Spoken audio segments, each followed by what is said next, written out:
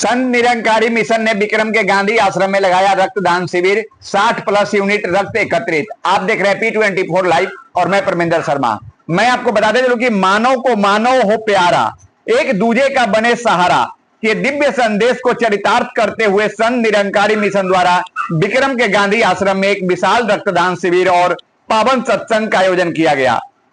इस शिविर में मिशन के अनुयायियों और स्थानीय युवाओं ने बढ़ चढ़कर हिस्सा लिया और मानव कल्याण के लिए 60 यूनिट से अधिक रक्त निष्काम भाव से दान किया।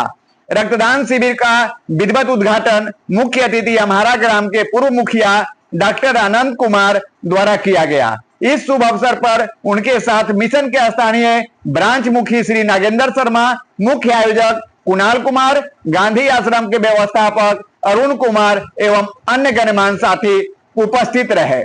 शिविर को सफल बनाने में सेवा दल के संचालक कृष्णकांत गुप्ता, शिक्षक सुशील कुमार, लेखा जोखा प्रभारी श्री भगवान दास और प्रवीण कुमार सहित सेवा दल के सैकड़ों भाई बहनों और ऊर्जावान नौजवानों की टीम मुस्तैद रही। आइए यहाँ पर आए हुए मुखिया जी और संचालक लोग हैं, उनसे हम बात करते हैं। आप हमारा पंचायत के पूर्व मुखिया भी रहे हैं और आज विक्रम गांधी आश्रम में रक्तदान शिविर का उद्घाटन करने पहुंचे हैं, क्या कहिएगा?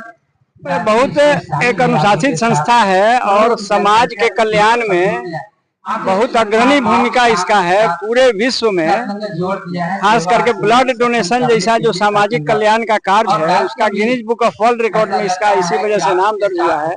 लोग स्वेच्छा से, अपने मन से, खुशी से यहाँ पर रक्तदान करता है। यही नहीं, समाज के कल्याण में इसका इतना बड़ा योगदान है।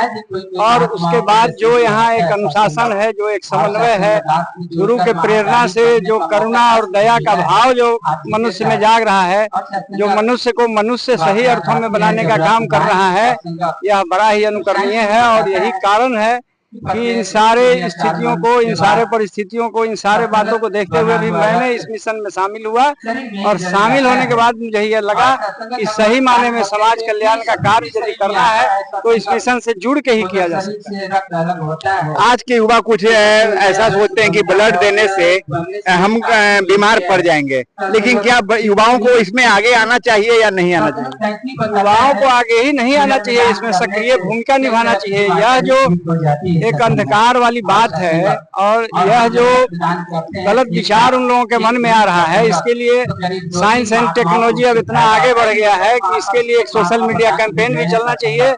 और जो सरकारी प्रचार संस्थाएं हैं, जो निजी संस्थाएं हैं, जो आपके जैसा पत्रकार भी एक समाज कल्याण का ही काम कर रहे हैं, उन लोगों को भी एक जागरूकता का कार्यक्रम चलाना चाहिए, जिससे युवाओं में जो भ्रांति फैली हुई है वह दूर हो और समाज के कल्याण का, जीवन के रक्षा का, मनुष्य को मनुष्य बनाने का जो काम चल रहा है, इसको तेजी से आगे बढ़ाया जाए। मेरा नाम डॉक्टर आनंद कुमार हुआ। मैं 2006 से 2016 तक हमारा पंचायत का मुखिया रहा था और अभी मैं सामाजिक कार्यों में लगा हुआ रहता हूं। और कितना लोग पहुंचे हैं? अभी तो यहाँ बहुत लोग पहुंचे हैं और करीब करीब 30 यूनिट अभी तक कलेक्ट हो चुका है और अभी जारी है। अब जितना महात्मा दे पाए, जितना लोग इसमें रक्तदान कर पाए, तो हमारे लिए बड़ी खुशी होगी और हमारे मिशन के लिए योगदान अच्छा होगा। ये जो ब्लड डोनेट कर रहे हैं युवा लोग, कोई भी आकर यहाँ ब्लड डोनेट कर रहे हैं, यह ब्लड फिर कहाँ जाएगा? ये ब्लड एम्स ब्लड बैंक में जाएगी और वहाँ से जरूरतमंदों को दिया जाएगा। असहाय मरीजों को अगर ब्लड चाहिए जिस समय वक्त पे चाहिए, तो उसमें क्या प्रक्रिया होगा कि जिससे आपको ब्लड वापस ले सके? वो हमारे साथ कुछ प्रक्रिया है एम्स ब्लड बैंक का। वो एक फॉर्म देते हैं, वो फॉर्म हम फिलअप करके उनको उनके व्हाट्सएप पे भेज देते हैं, वो दे देते हैं। नागेंद्र शर्मा, मुखी ब्रांच आराप। गांधी आश्रम में आज ब्लड डोनेट का काम कार्य चल रहा है, वो भी धन निरंकार के द्वारा। सुनने में आ रहा है कि आप एम्स के डॉक्टर भी हैं। क्या ब्लड डोनेट होना चाहिए, युवाओं को करना चाहिए या नहीं? 18 साल से ऊपर 60 साल तक जो पहली बार रक्तदान कर सकते करेंगे, और 60 साल से 65 साल जो पहली बार रक्तदान कर चुके हैं 60 साल के पहले, वो कर सकते हैं। इसमें हीमोग्लोबिन 12.5 से ऊपर होना चाहिए, बीपी, बाकी सारी प्रक्रिया सब सेम होती है। रक्तदान करना ही चाहिए क्योंकि पेशेंट इतने सारे हैं और कोई फैक्ट्री तो लगा नहीं है ब्लड का, हम ही लोग फैक्ट्री हैं, हम लोग आराम से रक्तदान कर सकते हैं। तो कुछ लोग जैसे कहते हैं कि ब्लड देने से कमजोरी हो जाता है या बीमारी हो जाता है, बहुत से ऐसे दिमाग में घूमते रहता है युवाओं के अंदर, बहुत जनता के अंदर। इसी के लिए जागरूक करके लाना है। पहली बार रक्तदान करेंगे, उसके बाद ही वो अगली बार खुद से अनुभव बताएंगे, कुछ नहीं होता है, ये सब मनगढ़ंत कहानियां हैं।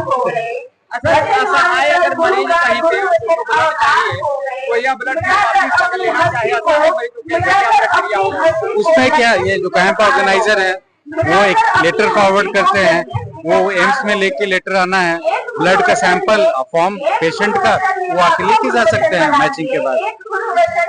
कितना ब्लड डोनेट हुआ होगा? अभी लगभग 30 के लमसम हुआ है। ब्लड का काम हो रहा है या फिर और कोई बीमारी का जांच हो रहा है? नहीं, अभी ब्लड का काम हो रहा है, बीमारी का जांच ब्लड सेंटर में जाने के बाद ही होगा।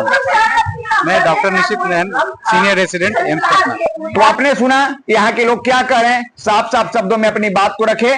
मैं बताते चलूं कि रक्तदान शिविर में पटना एम्स के विशेष मेडिकल टीम ने पहुंचकर पूरी सुगमता और सुरक्षा के साथ रक्त संग्रह किया। एम्स की टीम ने रक्तदाताओं के इस जज्बे और निरंकारी मिशन की इस अनूठी सेवा भावना की धूड़ी भूड़ी प्रशंसा की।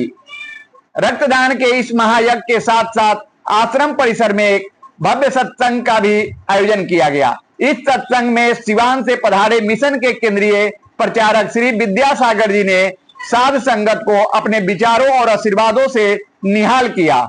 उन्होंने उपस्थित जनसमूह को गुरु के हुक्म में चलने और परोपकार का जीवन जीने का प्रेरणा दी। जैसा कि मैंने इस वीडियो के माध्यम से रखा, आप अपना कमेंट अवश्य करेंगे, लाइक से करना भूले। जय हिंद, जय बिहार।